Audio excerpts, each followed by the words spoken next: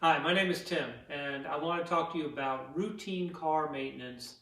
I know a lot of you buy cars, but you're not really sure what to do to take care of them, to make sure that they give you the life you need and give you the service that you need in order to take care of yourself and your family.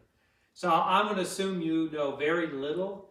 Some of this may be too elementary for some of you, but others may be not. And so I want to be sure I don't take any chances with not giving you the information you need. So almost everything I'm going to show you is going to be under the hood of the car. So to start off, it's getting the hood open. And so in every car, inside the driver's side, near the floor, is usually some type of latch that has a hood emblem on it. And you pull that latch. And you can see right there it shows a little car. Then you go around to the front of the car, and there's always a second catch. If you notice, the hood will not open. That is a safety feature that makes sure that the hood does not fly open if the interior latch is pulled. So there's always a second catch. Usually it's right in the center, and you lift the hood up. Now this hood will not stay open because it does not have springs. So there's usually a rod like this, or there's a rod that will come down from the hood that you put up and hold the hood open to start checking things out. So I am not going to talk to you about filling the car with gas because that is something probably all of you already know. But I want to compare the fluids in the car to essentially the human body. So the gas that you put in the tank that the car uses to run is really like an energy drink. It gives you the engine the power that it needs to be able to run. So the first fluid I'm going to talk about is the oil. Now the oil is essentially like the bloodstream. It circulates to everything. It gives it the nutrients, everything it needs to be able to stay running. And the oil is always the easiest thing to find on the engine. So if you come over here, you can see there's a orange tab at the top of the engine. And usually there'll be some kind of symbol on top of it that will look like an oil can or something like that. The engine must be off when you check the engine or the oil to make sure the car's off and actually has sat for a few minutes to let all the oil drain into the pan. And what you do is you pull it out. It's a long stick, and you always have to wipe it off to check it. You always take it out, and so use a paper towel, anything, rag, whatever you have, and then you put it back in the hole. Make sure it seats all the way down flat the proper way, and then pull it out. And then, if you look carefully, the dark oil is shown right here and where the oil level is in the engine. Now I'm going to wipe this off because I want to show you that if you notice on this stick, there's two holes. The upper one it's full, the lower one is a quart low. You never want your engine to get more than a quart low. So usually what I always suggest is that you at least check your oil every second or third time you stop for gas. While the car's filling up, you lift the hood, you do a quick check and make sure that the engine does not need any oil. This car, the engine had plenty of oil, so I don't need to add it. But I do want to show you that if you have to add a quart of oil, a quart looks just like this. You know, you can buy it in at the gas station in the store there. They'll always have some oil, or you can go to an auto parts place. And there's always a screw top on the top of the engine, and usually, as in this case, it'll actually identify the weight of the oil needed. This is 5W20. And what you do is you just take your rag again, unscrew it, take the top off the oil, and pour it right into that hole. And that will give you 1 full quart of oil to go in. Always make sure you put this top back on. You don't want any other type of dirt or anything getting into that hole. Okay, the second most important oil or fluid in the car is brake fluid. Brake fluid is necessary for the brakes to be able to function on your car and stop the car when you push on the brake pedal. And every vehicle has a brake fluid reservoir. And most of the time, it's located right in front of the driver's side of the car, because when you press the brake pedal, it actually pushes the fluid in this reservoir. And it's same thing. It has a top on it, very easy to turn and take off. And the fluid, you can see it right in there in terms of the amount of fluid. Now, there is no stick or anything to measure this, how much is needed. But what there is typically, always on the side, there will be some kind of indicator that says max and min in terms of the level. All I do is make sure that it's close to the top, it's filled up with the fluid. Now, this takes a special type of fluid. Again, you can buy it but it shows here. DOT3 brake fluid is what you want to use. They sell it in smaller cans than this, but you should, again, look at that. It just takes a quick glance. Make sure you have brake fluid. If your brake fluid goes low, you need to fill it and watch it to be sure there's no leak. The third fluid I want to discuss with you is power steering fluid. Now, not every car has power steering, but most of the more modern cars, the ones really since 2000 on, pretty much all have power steering. And the power steering fluid is usually found on the passenger side towards the front of the engine. And just like the brakes, it's a reservoir. And in this case, it does have a dipstick. You can see this red top. When you pull it out, this one does not have a dipstick. It actually is just a cap. So you have to go and look at the side of the thing. And again, there's lines on the side that'll show max and min. Now, this fluid is again different. And I really encourage that if the fluid is low, you use a fluid like this. It says power steering fluid with stop leak. The stop leak helps to lubricate basically the seals in the power steering to prevent leaks. Right. The fourth fluid I'm going to show you, which is not on every car again, because if you have a manual transmission, a stick shift, it will not have automatic transmission fluid. But this car does. And this one is usually a little bit harder to find. It's most often a dipstick that is near the battery, towards the back of the engine. And kind of like the oil, it has a long rod on it that, again, has an indicator with two holes that shows liquid level. And this one actually needs to be tested with the engine running. So you have to have it in park, engine running, and do the same thing where you take out the dipstick, wipe it off, and then you put it back in, make sure it seats all the way down, pull it out, and check the fluid. And this one, it shows low right now. That's because the engine is not running. If it was running, it would be fine because I've checked this fluid.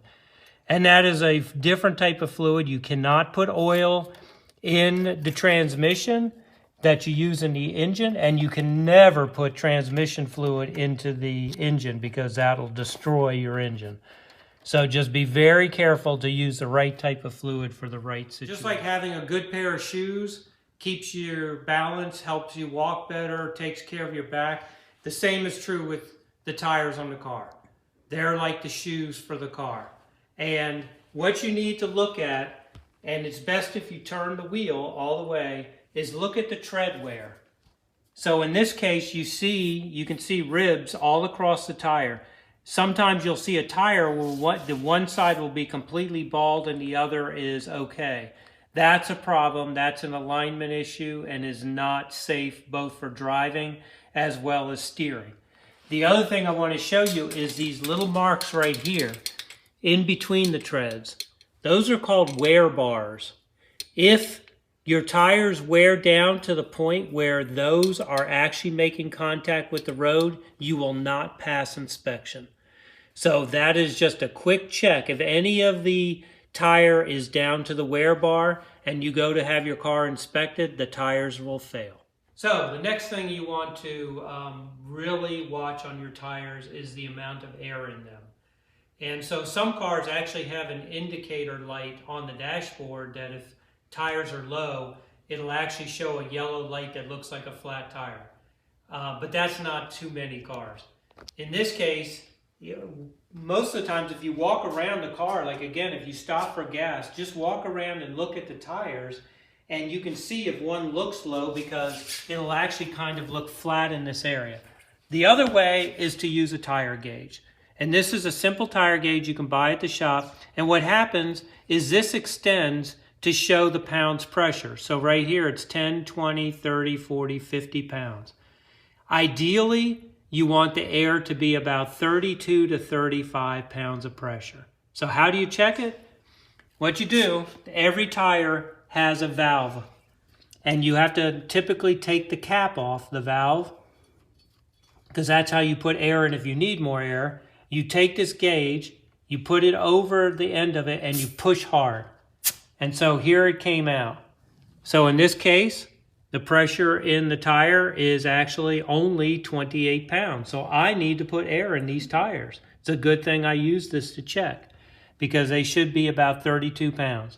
So I will go and check all 4 of the tires. This is my daughter's car. It hasn't been driven in a while. And make sure it's filled up. Okay, so I'm going to talk to you a little bit about buying a car. So this car right here is a 2003 Honda Civic. Has over 230,000 miles on it. And it's been very reliable. It does have an oil leak that is not too bad, and also power steering. So this is a car that I check regularly to add the fluid to it. But as long as I keep the fluid in there, this car is going to run forever. And I think that's the kind of reliable car all of you should look for. So what do you do when you see a car that you're interested in? My suggestion is the first thing is you always get the vehicle identification number, also known as the VIN number. And there's 2 places you can get that on the car. And I'm going to show you one that's usually the easiest to see right away. Come up here. It's right on the windshield, lower corner of the windshield on the driver's side. That's one. And then the second is going to be inside the door right here on usually a panel that's given right there. That is the most important piece of information, because that can get you the history of this car. So for example, if this car was in an accident because it's old, 2003, more than likely, even a small accident, they are going to total the car because it's not worth fixing. Well, people will take that car, they will buy it in an auction, and they'll do what's called a salvage title on it, which means the car was totaled, but they will repair it and have a different type of title on the car. You always want to make sure that you are aware that you may be buying a salvage title car like that, because they could have stripped the car down and rebuilt it and you have no idea what condition it is. So how do you find out that information? Carfax. You hear on the commercials on TV, show me the Carfax.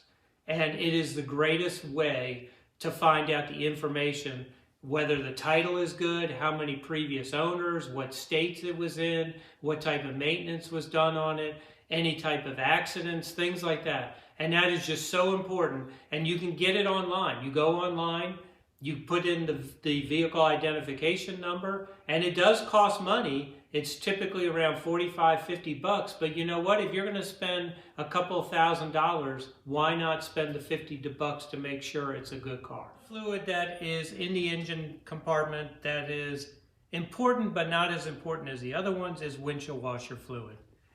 You know, when you're driving down the road and you get mud or dirt on your windshield that gets splashed up there, or even in a rain when it first starts, you want to make sure your windshield wipers are cleaning the window properly.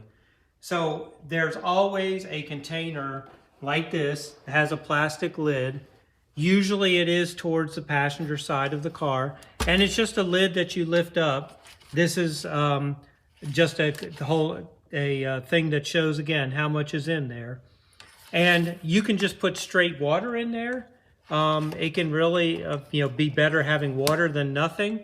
But I typically like to use a windshield washer fluid that you buy at the store. And again, it just comes in a plastic container that you can pour in there. And a lot of times it has a soap that helps with removing bugs and other types of issues that you have on the windshield. Another light that shows up on the dashboard you need to be very careful with, especially when buying a car, but even if you're going down the road. And that is a light that looks like an engine on it, or it says check engine, and the light is either going to be yellow or red.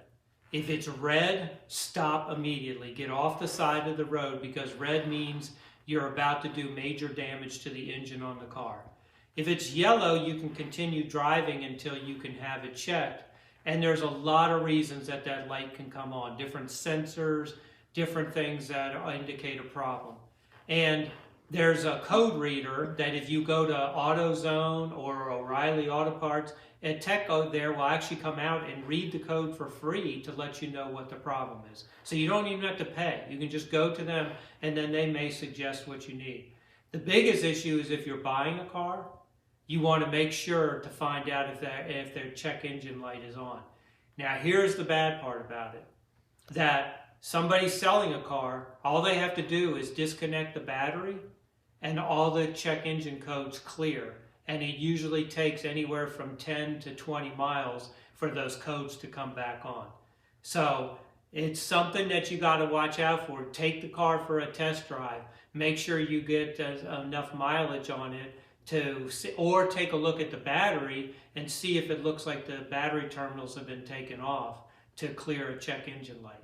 And I will give you an example. There's one of the moms that wanted to buy a car, and she asked me to come look at it because the check engine light was on and wanted to know how serious it was. Well, when I went and looked at that car, it had 6 different codes, including 2 of them that were for the catalytic converter, which is the major, it's over $1,000 part, that type of stuff. And so I told her, I said, if you buy this car, you're going to be spending a lot of money to repair it.